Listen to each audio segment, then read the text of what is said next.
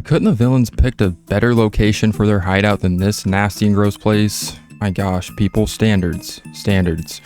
Hello and welcome back to Let's Play Pokemon Colosseum. At the end of the last episode, we ended up in this nasty building. We were taken by one of the Cipher peons after winning the challenge at the Pyrite Colosseum. And in this episode, we are going to explore this place from bottom to top. This place has quite a bit of trainers in it, so we are going to be prepared for more double battles, but we will be locating some more shadow Pokemon. You can see here, what do you think you're doing here? He is going to challenge us to the first battle. This is Rollerboy Pike. Very interesting name. He's going to send out a Talo and a Hoot Hoot. Typical flying types that you would see in the beginning of most Pokemon games, but usually probably not together. And we are, of course, going to send out Espeon and Quagsire. Looks like Quagsire is doing a fantastic job of opening up the door to its heart, or at least we are, by having it participate in various battles. And yeah, this is actually probably the best place in the beginning of the game to kind of open up the door to your shadow Pokemon, because, or at least to their hearts, because you have like I said, several trainers are located throughout this building. There are, I believe, 3 floors, if I remember correctly. So right here is probably the go-to spot to get your Pokemon ready to be purified. So unfortunately, we don't have the ability to actually completely purify them and be rid of them of their shadowy and dark hearts, but we can work to get up there, especially in this place. So very nice. Another thing that's going to be good is we have some moves that they need to learn. So obviously, again, the more that purple nastiness in that bar, in the meter below their name, the more that clears out, the faster you will learn the rest of their moves. So they are still going to have Shadow Rush as their 4th move. That will not be, that will not go away until they are fully purified, and then it will be replaced with another move. But you can at least start to build up a nice move set, start to kind of build your team up a little bit more, and really have a better chance of, kind of dominating the game. So they are nice enough to give us a healing machine right here. We also have a PC where we can kind of, arrange our Pokemon if we want to, or we can save. But I think for now, we're going to head upstairs. We have more nasty old, just a creepy vibe this place gives off. It clearly was some sort of abandoned warehouse or something. My Pokemon are looking for the chance to go wild. Booyah! Alright, so these guys, I guess, have been, sitting in this place, just waiting for the right person to make their way through the place so that way they can battle them. I don't know, because it seems like the trainers that were taken here previously were just kind of given a shadow Pokemon and I guess sent on their way. Because it seemed like that, because Kale's all the way outside. And he didn't really seem like he wanted to mess with them. He kind of was giving us advice to actually turn away and not face off with the Cipher peons. So it's kind of interesting that, he was not gutsy enough to take these guys on, but we are. So I guess we are just that courageous enough and badass that we have the gumption to do what is right and confront the evil forces that have taken over Pyrite. But yeah, really nothing a lot to say about these battles. I might skip some of these or cut some of these out. Most of these trainers are actually not going to have shadow Pokemon. I know I said that we're going to be finding more. We will, but I think it's more towards the end of this place. So the closer we get to the top, I think is when we're going to start seeing more shadows.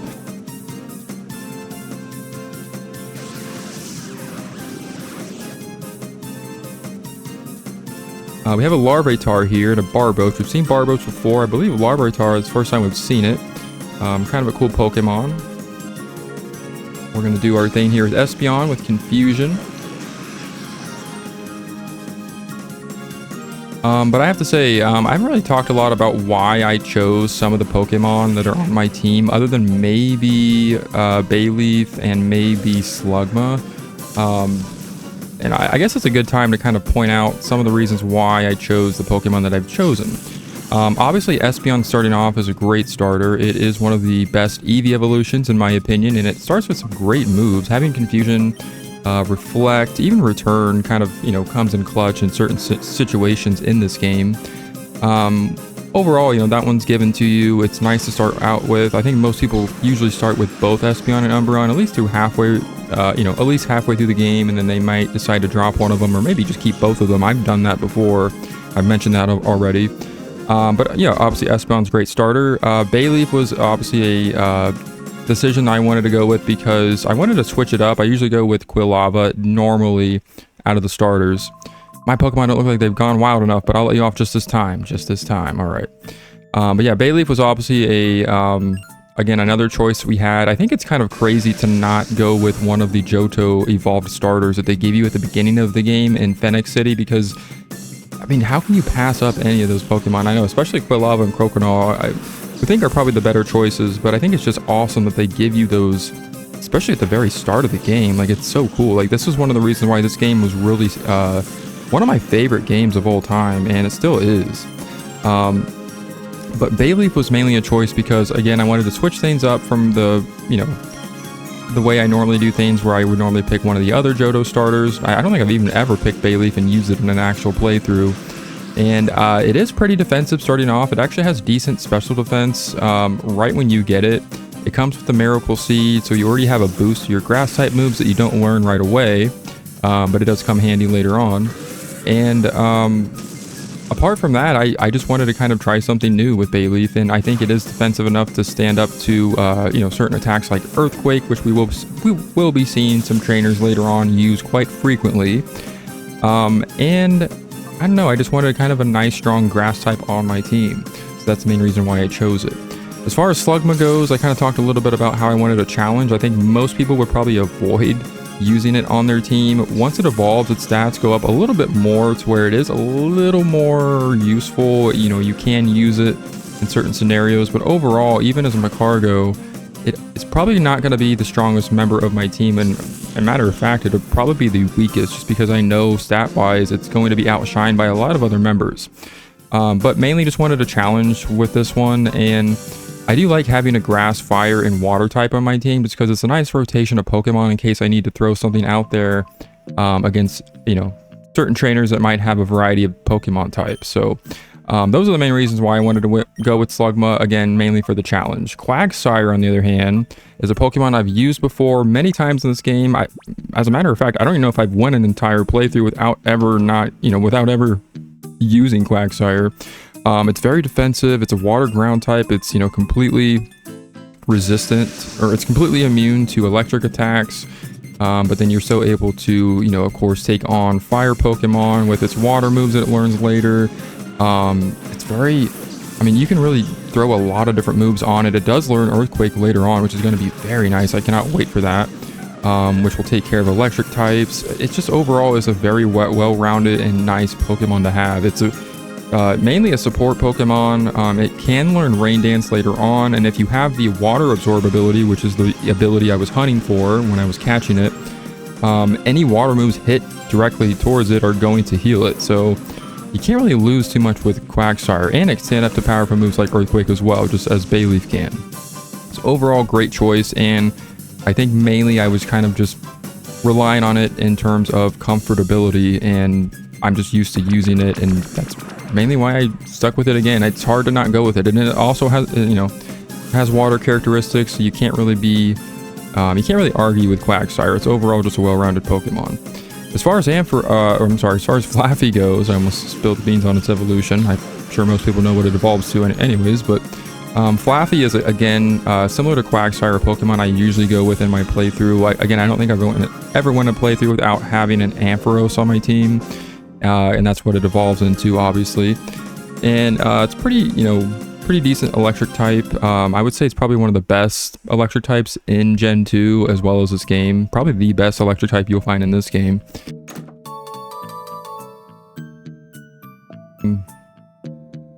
Overall, just has some pretty good moves that it does learn later on. It will pick up the move Thunderbolt, and we will, you know, replace Thundershock with that. A much powerful electric type move.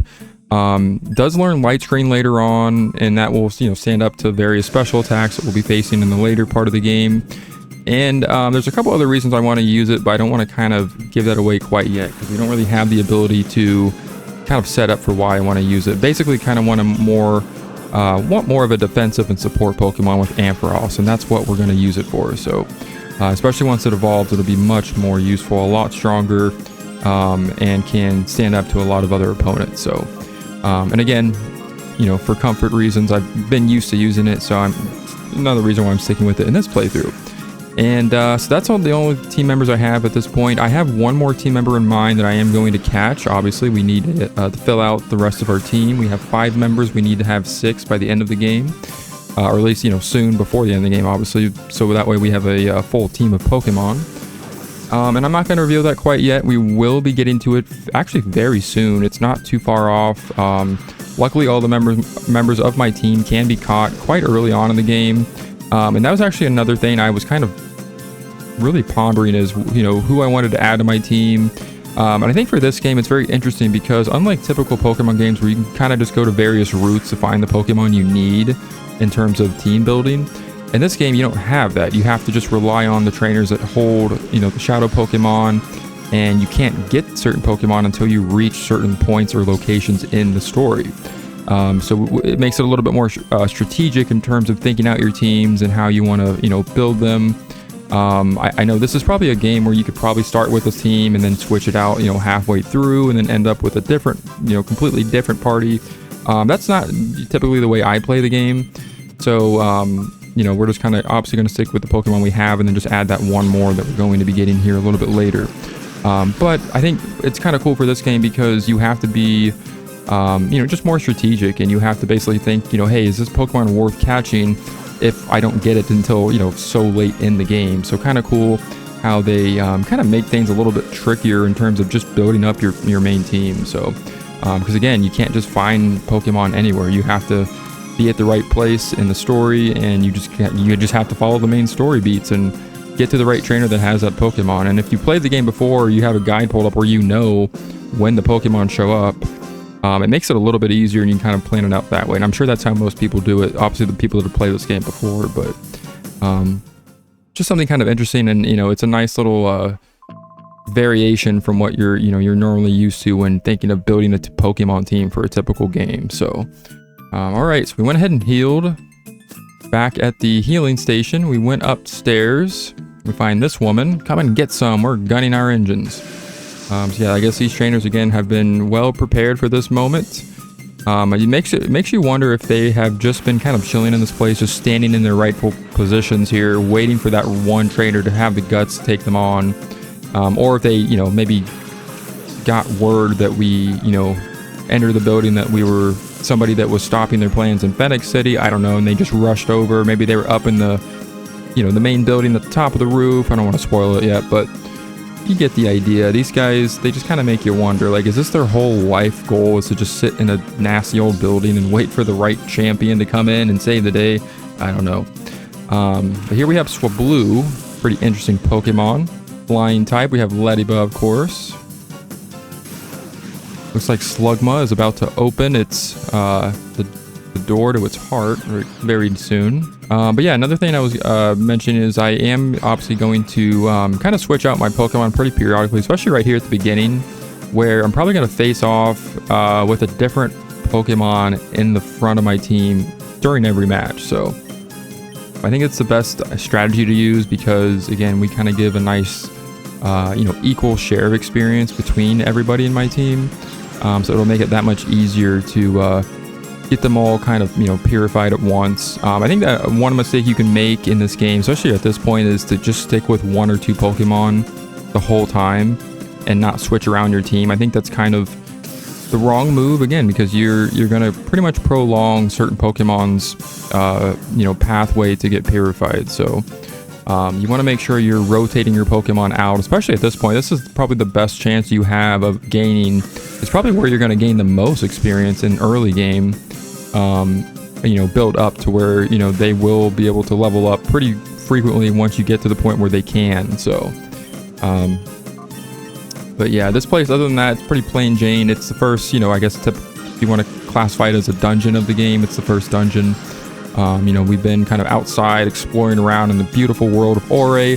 I guess at some point it is time to, kind of walk in the trenches, so to speak, and kind of see what's going on, where the antagonists reside, I guess, and where their layers are. We kind of have to do a little bit more investigating since we are the hero of the story, and we've kind of gotten an idea of what these guys are up to and kind of what they're doing with these Pokemon. So we need to put an end to it, and we need to save the day. So If it means going through a million double battles that take forever, it's fine.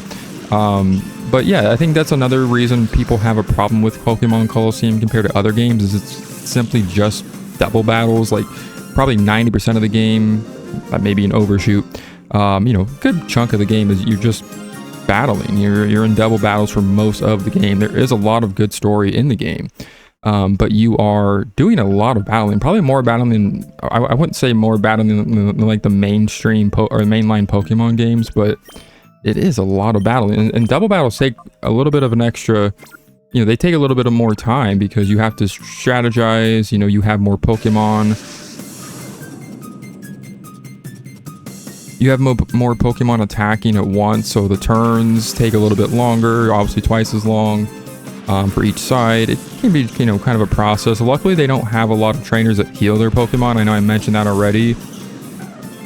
Ooh, Bayleaf's pretty much wide open there in its bar, which is nice. And that could have been kind of hell, honestly, if you think about it. Like going through these double battles and as much time as they take, you had trainers that were healing their Pokemon left and right. Like once they got, to low enough health. Like right there, Snowrunt. This was a trainer that was an asshole. He would have healed his Pokemon, before we had a chance to take it out. So that would have been really annoying if they had, more of those trainers, but luckily they really don't. I think there's a couple boss battles where they do heal later on, but to my knowledge, none of the regular, shadow Pokemon trainers or just trainers you face off in general really use any items at all. So that's actually pretty nice. Obviously that's something that they probably thought ahead of and kind of figured it would kind of delay some of the battles even more and kind of delay the main story beats of the game. So but overall, I'm okay with it. I think it's a nice spin on a game. I think I would have loved to have a follow-up game to this one, which we did, but maybe one that had more focus on like solo battles. I think that would have been an interesting take, or maybe even one that focused in one of the main regions of like the other games. Like maybe have it, one of the games that followed up to this one set in like Johto, and there's all of a sudden shadow Pokemon in Johto or Kanto. Like how cool that would have been if you got to explore like all the like original cities and towns, like Saffron City or Pewter City, Cerulean City, and you got to play in 3D.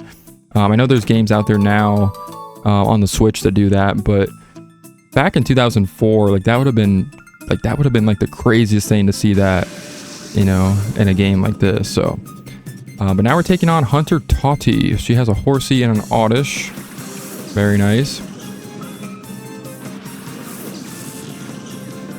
But yeah, we are just kind of moving right along here. Espeon is growing quite a bit.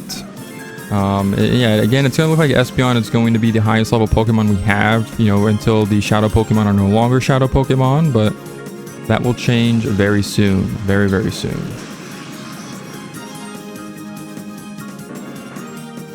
And another thing I wanted to kind of mention is I was sort of incorrect in the last episode when I was talking about how Miror B was kind of the, we hadn't really, I basically said something along the lines of we hadn't seen any evidence that Miror B was not the head of the Ciphers that are taking over, Pyrite and reside in this building.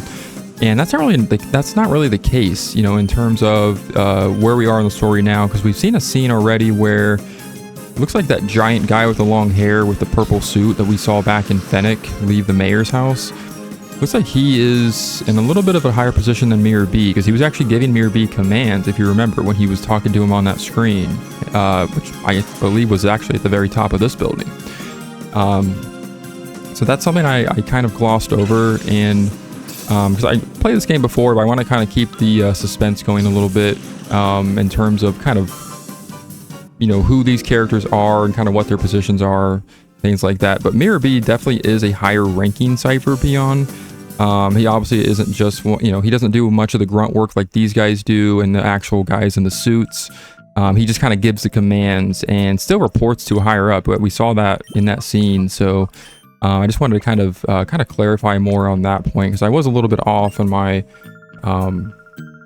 on that. But yeah, so from what we've seen, Miror B still is a very high-ranking member, but he just kind of he's not the head of the Ciphers like I was kind of alluding to in the last episode, because we should have already gotten that idea by that one scene. So just wanted to kind of clear that up. But now we're going to go ahead and go with Flaffy in this fight. Looks like it's still in hyper mode from the last time we used it. Flaffy, unfortunately, is pretty almost useless other than having Shadow Rush in the beginning because it doesn't really learn any attack moves until later. We have Cotton Spore, which lowers the speed of the opponent, which isn't a bad move to have, but it's definitely going to be that go-to move that I get rid of for, whenever we get the better moves for Flaffy. It also has Thunder Wave, which actually is pretty nice to have. You can paralyze opponents with that.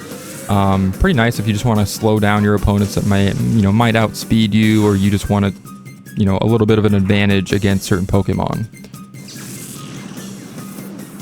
I will say hyper mode. I feel like they go in hyper mode quite a bit in the beginning, or at least when they are, the door to their heart's a little bit more shut. It is annoying at times because, you might get into like a life or death situation, or like a point in the battle where you really want to finish it up, and hyper mode could prolong that because you might not be able to attack for quite some time depending on when they wake out, snap out of it. You can call them obviously to snap them out of it, but they can go right back into it in like the next turn or two. And I've had that happen too, where they've almost went an entire battle before without attacking because they just kept going into hyper mode. So that can be kind of frustrating if that's something you're not used to as well. But now we have cleared this floor. We're going to move upwards once again. And it looks like we have finally made it to the top. We were actually on the roof of this building. We just captured an intruder. Go inside that building and provide assistance. Alright, so I guess they have an intruder held hostage in this building. What it sounds like. We can see quite a bit of Pyrite Town from up here. This is probably the highest point we can get to in the town. Well, let's go ahead and enter the building. Darling, aren't you one of Duking's people? What made you think that you could simply waltz in here? Such a silly boy. Where's Miror B? I'm taking him down. Take him down after the beating you took? That's too funny. You wait, I'm gonna drive all of you out of this town. Oh, such a feisty boy. Don't tell me we have to take your Pokemon hostage and make you settle down like we did with Duking. What? Oh, we seem to be getting a lot of unexpected company today, but there's no excuse for being a bad host. And we are now facing off with Miror B Peon Wreath. So this is actually the, I guess one of the higher ranking officials along with Miror B. Looks like she has a friend with her as well. I'm sure we're going to be facing off with her shortly, but she is going to have a Spinarak and a Remoraid. And it looks like one of them is a Shadow Pokemon, and it is Remoraid. So very nice. Remoraid is a pretty weak Pokemon and definitely wouldn't, recommend anyone using it on their main team. We're going to see if we can weaken it and then go for the catch. Take out Spinarak, so that way it won't cause any problems during this.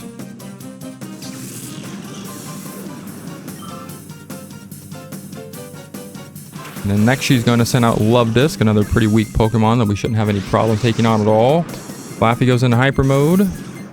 Too confused to do anything, unfortunately. That's a bummer. I'm going to go Confusion on Love Disc. We're going to call Flaffy, snap it out of hyper state. Finally came to its senses. We're going to empty its bar a little bit more by doing that as well. Hopefully it picked up another move. Looks like we emptied another meter. Like Love Disc is actually pretty defensive for this point in the game. I'm not gonna lie. Gonna increase its speed. Oh, very nasty. We had a critical hit there. Let's go again. Confusion on Love Disc. Let's try to paralyze Remoraid. We want to go for the catch here soon. Get that set up, ready to go. Looks like Flaffy was taken out by a stupid water attack. Very unfortunate, but it was pretty low in health. Now I'm going to send out Slugma, as silly as that sounds. I just want it to get some more experience grinding. Take out that Love Disc. Get it out of our way. Such a silly looking Pokemon. I know it's the shape of a heart, but its mouth always looked very off to me. I don't know why, ever since I've ever seen it. Alright, let's see what we can do here. We'll go in actually for a Yawn. Throw up a Reflect. Try to get that Remoraid put to sleep. One thing that's nice about the Shadow Pokemon using Shadow Rush a bunch of times is they will kind of weaken their own health over time. Doesn't do a lot or make a big difference, but it can be nice if you just need them to be a little weaker and you're just somehow not able to get them down there, into the low health range. We're going to hit it with a return so we can weaken it a little bit more. And I'm just going to keep spamming yawn in case it goes to sleep and wakes up. Oh, crap. No, it's... Oh, no. I forgot it's level 20. No, I didn't mean to do that. I've done that before. Are you kidding? Oh, I forgot how weak it was. I forgot it was level 20. I thought it was like level 30 something. I wasn't even looking. How did that happen? Unbelievable. I have no idea. I failed. So there's the first example of losing a Shadow Pokemon. The first time we've done it. My Pokemon couldn't muster a thing. You're no ordinary trainer. Were you hired by Dukin as his bodyguards? Why do we look tough? Let me warn you, if you mess with us, you'd better prepare for the consequences. Now it's time to face off with Miror B Peon Burma. So it looks like Miror B has his own peons. Kind of interesting, so maybe he's got his own high-ranking officials. She's going to send out a Mantine and an Apom. Two interesting choices. One is a Shadow. Just saying. And our next Shadow Pokemon is none other than Mantine. A pretty interesting Pokemon. Actually pretty useful if you want to use it on your main team. I'm not going to. I have a water type already, so I'm not really worried about it. We're going to go in for the Confusion. Mantine's pretty defensive. I'm not worried about accidentally taking it out like Remoraid, like I did like a complete idiot. Wasn't even thinking it was only level 20. So we're not going to worry too much about lowering Mantine's health. We just want to get in as many attacks as we can until it starts to get into like that, yellow, almost red type of status. So I can't believe I forgot about Remoraid. It's kind of sneaky, in my opinion, that they just sneak in a level 20 in there when you've been facing off with everything above level 30 in this place up until this point. So it's kind of mean almost. And I feel like they do it on purpose to make you like miss one. It almost feels like they do that because I have missed the same so many times in the past because I always forget that. You get to this point and then you come across level 20 freaking Remoraid, take it out in one hit with a simple attack and it's over, and then that's it. But one thing I haven't mentioned yet is you actually do have an opportunity to catch Shadow Pokemon again if you do miss them. So I think apart from the very end of the game, like the very last two or something, you have a chance of recatching all of these Pokemon again. So if you miss one and you're thinking, damn, like I was trying to go for 100% and I wanted to snag every Shadow Pokemon and I missed one, do not worry, do not fret. It is okay. You will have another chance again. There are Pokemon that actually give you more than one chance, which is very generous. And another reason why I like this game, because although it does feel a little cushiony, where it's like kind of takes away some of the challenge factor. Like imagine not having any second chances and you're going for 100% and you miss one. You're either forced to just continue on in shame, or of course, resetting your game from your last save, which could be a pain as well. But that's kind of nice. They are generous enough to give you multiple chances of catching these Pokemon. So I think that's a good thing. I think that's something they probably should not have changed. And it's, nice little addition and little safety net in case you do screw up there like I just did. So we're going to see if we can go ahead and catch this Mantine, though. I feel a lot better about Mantine because it is a higher level Pokemon. It's much more defensive than Remoraid. So if we take it out, man, it's going to take quite a bit. Okay, so that did enough damage right there. That's probably getting a good enough range I can capture it with. So, but man, I'm just mad. Like I've done this before, and especially I think Remoraid's the easiest one to screw up because it is so weak. I think most people that have played this game, that's probably the first Pokemon you've missed. Like, don't lie. Like, if you played this game before, a level 20 Remoraid is not something that you expect to just show up at this point in the game. And I think that's probably the first Pokemon most people miss. But again, it's alright because we have another chance later to catch it. I think it's not going to be till much later, but we still have another chance. So, but I always am one of those people that beat myself over the head when it comes to making simple mistakes like that. I don't know what it is, but even though we have another chance to, still complete the game at 100%, and I just have like an OCD or something in my brain where it just kind of, it bothers me, the fact that I even if I just make one simple mistake that most people probably make all the time, it's just, I don't know what it is. It bothers me to no end, and That right there was just a very frustrating moment. I hope we don't have many of those frustrating moments. Kind of similar to when I took out Quagsire and Slugma accidentally back at the dual square. It was just such a slap myself in the face type of moment that it just... The little things like that just kind of gets me sometimes, and I'm going to try to do my best to try to, get better at not letting it bother me throughout this playthrough, but man, oh, it's just so frustrating, because I wanted to get like a perfect run of catching all these Shadow Pokemon in a row without really missing one of them. I wasn't expecting this to actually happen until later in the game, but I forgot about this stupid freaking Remoraid. It just always pops out at the wrong time. Level 20, man, like they had to have done that on purpose. Like I'm not gonna let that down. I'm not gonna live that down ever. Like that has to be an intentional move, just to kind of give the player like a little bit of a heads up where it's like, hey, you can miss Pokemon easily, but you can actually recatch them. So, am I going on too much about this? I probably am. All right, so Yanma is taken down, and we have Furret left. Quagsire is so confused. That's no good to us, but I think we can finish this off with just Espeon, possibly. Go ahead and hit it with... Actually, we're going to try Helping Hand again. I want to see if we can actually boost Quagsire's Shadow Rush. That way we can kind of do a lot more damage to Furret. Quagsire is getting very close to being completely ready for purification as well. So very nice. Have to deal with this confusion a little bit longer, it appears. Okay, screw it. We're just going to go for the confusion, and we're going to hit it with Shadow Rush as well in case that doesn't do the job.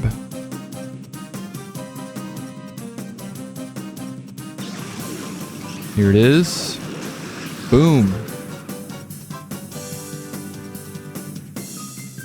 Quagsire snaps out of confusion. We finish it. Oh, or maybe not finish it with Shadow Rush. I was expecting that to do a lot more damage than it did.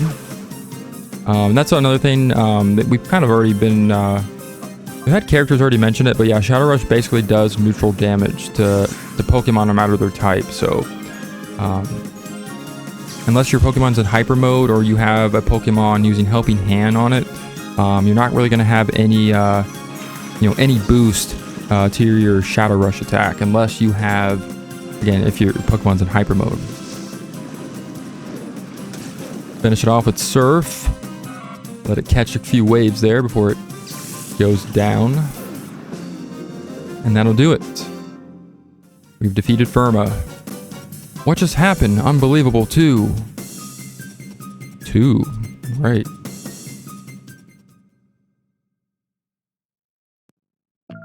Wreath. Let's make ourselves scarce for the time being. Righto, Firma. Ultra Super Fire Dash. And they're out. Poor Silva, man. Poor guy. We have a shiny binder right here. It's an Ein file, another one. Ein file S is written on the file's cover. Will you read it? Yes. Shadow Pokemon. A Shadow Pokemon is a Pokemon that has been made into a fighting machine by artificially shutting the door to its heart. What we didn't know is the Shadow Pokemon exude a dark aura that normally can't be seen by the human eye. Unfortunately, a girl with the ability to see this dark aura has been discovered. This is a major problem. The girl could become a huge obstacle for our Shadow Pokemon plan. A solution to this threat is urgently needed. Shadow Pokemon Lab, Chief Ein. So another one of those files. And I think we know who they're talking about in that one. Ow. Ugh. Thank you. You saved me. Do you people know duking? We do, actually. Okay, I'm a fool. I didn't know what was happening at all. They'd taken Duking's Pokemon hostage. How could they do something so downright dirty? That's why we're here. We came to rescue Plusle. I'm going too. No, not in your condition. You'll have to wait here. We meet again, kiddies. Miror B, you cowardly cheat. Cowardly cheat? That's so not true. Taking a hostage is perfectly fine as a bargaining tactic. You call that a tactic? Plusle had better be okay. Oh, the darling couldn't be any safer if it tried. I'm sure it will come to adore me before too much longer. You've got to be kidding. Where is it? Give it back. No running or hiding from me. Come to the cave. That's where I'll be. I'll be waiting for you, my pretties. And your little dog, too. He might as well have said that. I got creamed by the guy who was guarding the cave's entrance. Be careful when you go to the cave. The Centennial is tough. I think that's how you pronounce that word. Like the screen no longer works. So it looks like we have to explore the cave that's just outside. A bunch of books on a bunch of dance styles. Looks like Miror B was taking advantage of those. What a weirdo. Just kidding. He just likes to have a good time. He's an entertaining fellow.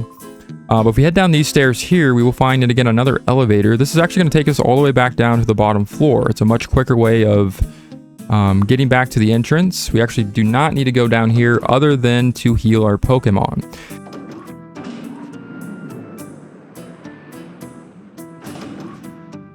We actually have an item box right here.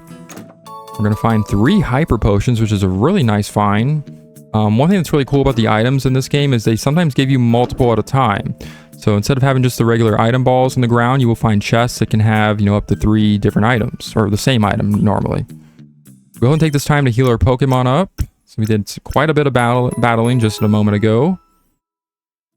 And we're going to go ahead and save and then head right back up to the roof.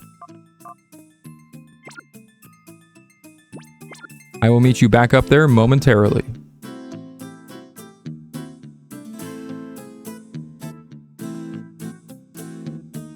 Back on the roof.